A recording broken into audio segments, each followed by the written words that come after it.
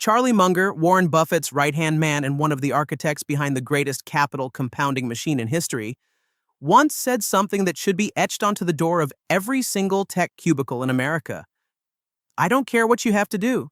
If it means walking instead of taking the bus or eating only what you can find with coupons, find a way to get your hands on your first $100,000.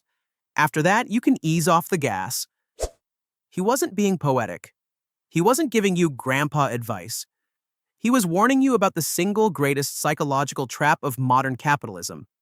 Most of you are listening to this right now while sipping a $6 latte or pretending to update a Jira ticket, just waiting for the clock to hit 5 p.m. You think your problem is your salary. You think if your boss just gave you that 20% raise, your life would finally start. I have some brutal news for you. The math doesn't care about your feelings. And the math says that until you hit those first 100,000, you are nothing more than a slave on a wet treadmill.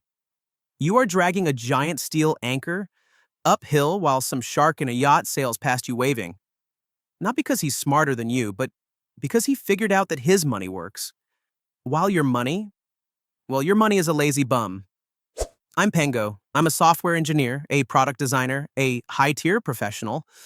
Or at least that's what HR tells me to make me feel special while they extract 40 hours of my soul every week. Today, I'm going to show you why the first $100,000 takes 10 years to reach, but the path to $1 million feels like a walk in the park. Get ready, because the math I'm showing you today is cold, it's cruel, and it's going to make you want to quit your job, or at the very least, stop buying garbage you don't need to impress people you don't even like. Let's talk about the financial valley of death. Picture this. I just got promoted. Finally. Pengo, you're now a senior full-stack ninja developer, says my manager, who has coffee breath and the aura of a man who died inside in 2012. My salary goes up. I feel like the king of the Arctic. I decide now is the time. I'm going to invest. I'm going to be the next Graham Stephan. I save every penny. I cancel my subscriptions. I eat canned sardines. I become the invisible penguin at office happy hours. After a year of absolute misery and total deprivation, I managed to invest $1,000.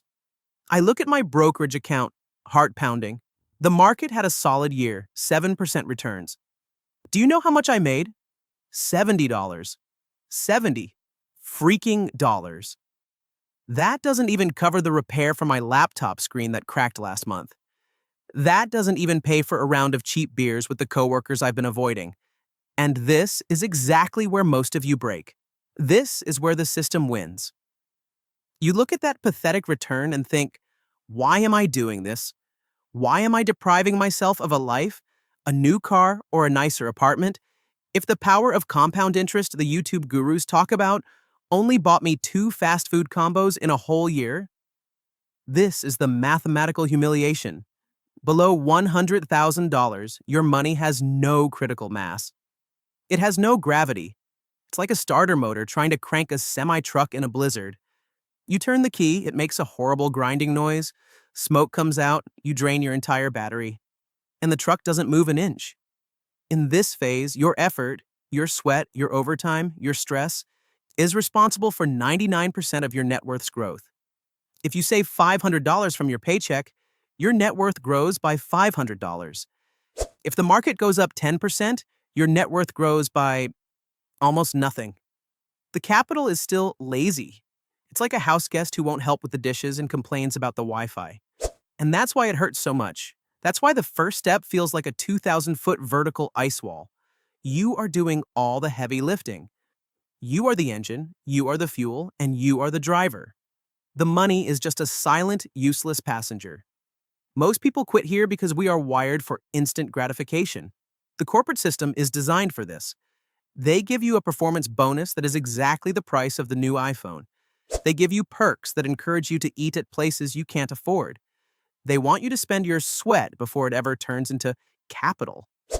Because they know something you haven't realized yet. If you manage to keep your sweat accumulated long enough to hit 6 figures, you become dangerous to the system. You start gaining the freedom to say no. But while you're in the valley of death, you're just a penguin dragging an anchor.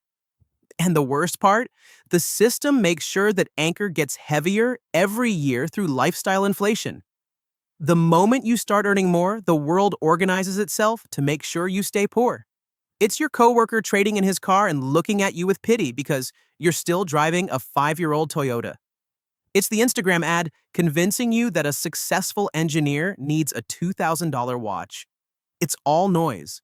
It's all designed to ensure you never hit escape velocity. You need to understand the math of humiliation to overcome it. If you have $10,000 invested and the market goes up 10%, you made $1,000. Cool, but does that change your life? No, you still have to wake up tomorrow and listen to your boss yell about KPIs. But if you have $1 million and the market goes up that same 10%, you just made $100,000. You earned a senior engineer's yearly salary without lifting a finger. The grind from $0 to $100,000 is brutal, unfair, and lonely. It's the period where you work the hardest and see the least result from your money. It's the wet treadmill. You run, you sweat, you get exhausted, and when you look to the side, it feels like you're in the exact same spot. But trust Pengo, the physics change once you get there. The engine finally turns over, the truck starts rolling downhill, and what used to be a Herculean effort becomes a natural momentum. The question is, do you have the stomach to handle the humiliation until you get there? Or are you going to be just another penguin who traded his future freedom for a monthly payment on a luxury SUV? The cruel math and the status trap. Now that you've realized you're stuck in a financial valley of death, let's perform an autopsy on the monster. Why does the physics of money seem to change so drastically once you cross that six-figure line? It's not magic, it's not luck, and sorry to burst your bubble, it's not because you suddenly became an investing genius. It's simply the function of a curve that your primitive brain wasn't evolved to understand. Grab a napkin, or better yet, open your terminal, because we're looking at the formula for slavery versus freedom. This is the compound interest formula. A is your final amount, P is your starting capital, the principal, R is your interest rate, and N is the time. At the beginning of your journey, your P is so pathetic that it doesn't matter how high your R is or how long your N goes. If your starting capital is tiny, the result A will always be a reflection of your manual labor, not your wealth. Think of it as the Pengo effort curve. When I only have $10,000 invested and the market gives me a 7% return, which is the historical average adjusted for inflation, I make $700. For a software engineer in the US, $700 is what you spend on a week of rent and high-end coffee. In other words, my money worked an entire year just to give me 1 week of survival. It's humiliating. Now let's fast forward to the moment. Pengo hits $100,000. That same 7% return now means $7,000. You can't retire on $7,000, right? But wait, $7,000 starts covering your basic bills for a few months. This is where your capital stops being a lazy passenger and starts being an entry-level intern. The secret the banks don't want you to realize is that the time it takes to double your money is the same, but the emotional impact is devastatingly different. Have you heard of the rule of 72? If you divide 72 by your rate of return, you find out how long it takes for your money to double. At a 7.2% return, your money doubles every 10 years. The problem? To get from $0 to $100,000, you are 90% dependent on your monthly paycheck. To get from $100,000 to $200,000, your money is already doing a massive chunk of the heavy lifting. And when you hit $500,000, the next jump to $1 million happens almost on its own, while you're sleeping, while you're complaining about your boss, while you're on vacation. But why do most of you, including my genius coworkers making $200,000 a year in Silicon Valley, never actually get there? Welcome to the darkest chapter of Pengo's life, the lifestyle trap and the corporate drama. Imagine the scene. I'm in the office kitchen. It's Tuesday. I've brought my glass meal prep container with rice, beans, and chicken. It's simple, it's nutritious, and above all, it cost me $4 to make. Next to me is Chad, a product manager wearing a watch that costs as much as a used car, waiting for his $28 sweet green bowl to be delivered by Uber Eats. Chad looks me up and down.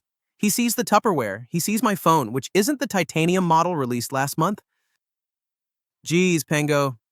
Things a bit tight? We all got that quarterly bonus, man. You gotta live a little. We work for this, don't we?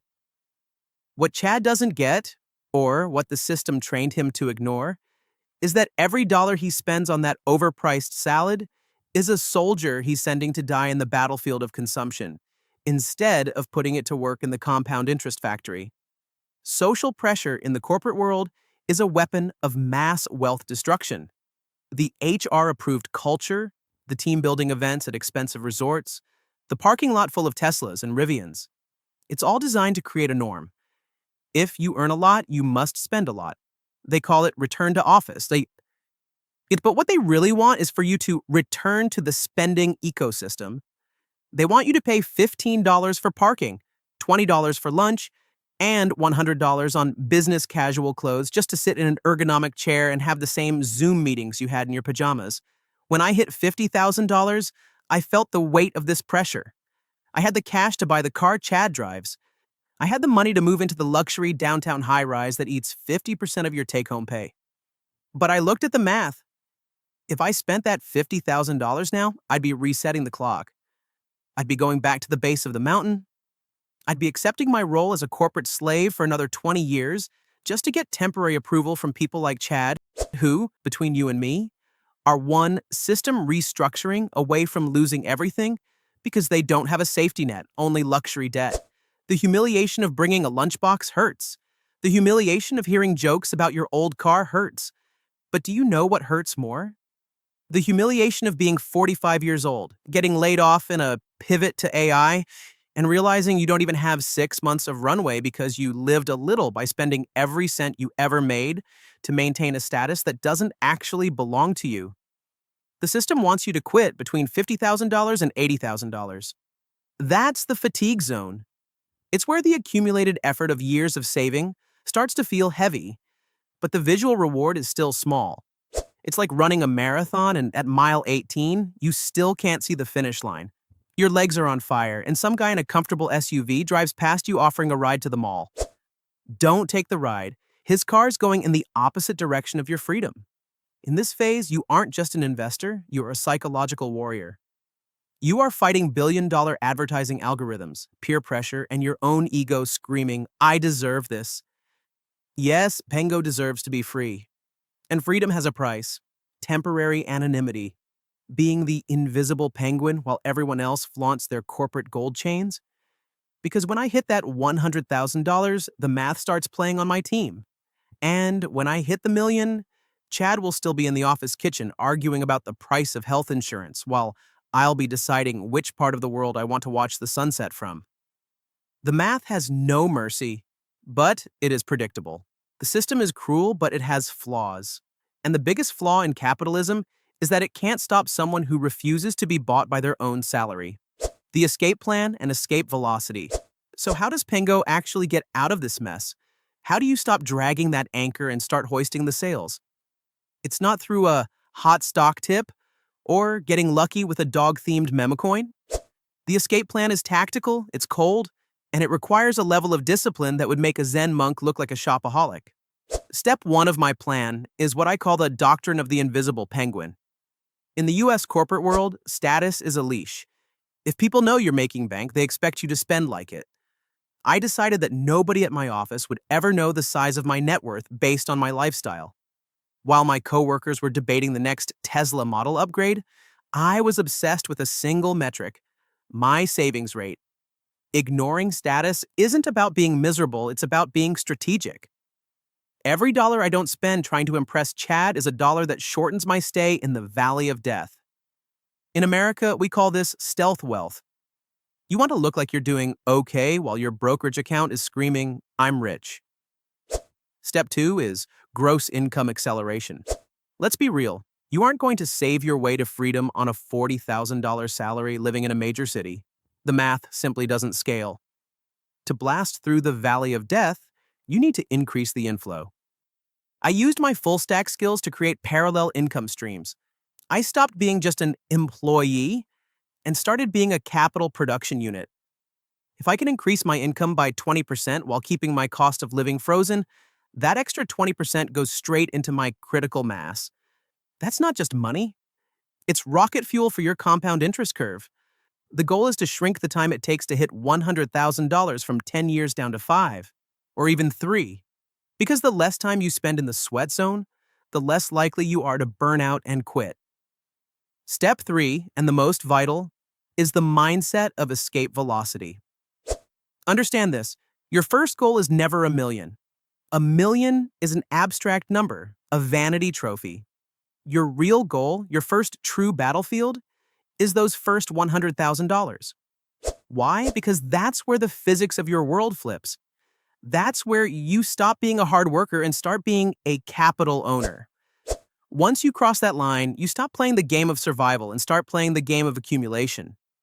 You stop worrying if you'll get laid off tomorrow because you finally have what we call FU money. It's not enough to never work again, but it's enough to never be humiliated by an incompetent manager just to keep a paycheck. Hitting $100,000 is like breaking the sound barrier. In the beginning, there's violent vibration, deafening noise. It feels like the plane is going to shake apart. That's the stress of saving, the deprivation, the social pressure. But the moment you break through, everything goes silent. The flight becomes smooth. Your effort decreases, but your speed increases. If you're watching this and you feel exhausted, like you're running on a wet treadmill while the world throws anchors at you, remember, math has no pity for you. It doesn't care about your fatigue or your HR department's values, but it is absolute. It is predictable. If you keep your discipline, if you remain the invisible penguin, if you focus on your critical mass, the day will come. The day you look at your account and realize that your money earned more in a single month than you did by working 160 hours at your desk. That is the day you truly wake up. Don't play their game. Play the numbers. If you made it this far, you're already different from the majority. Most people clicked off the second I said the path was hard and involved a lunchbox. They prefer the comfortable lie of instant consumption. But not you. You're here for freedom. Comment 100K below if you've decided to exit the sweat phase and enter the capital phase. Let the system know there's another penguin getting off the treadmill. I'm Pengo. The math is cruel, the system is rigged, but now you have the map. I'll see you at the next level.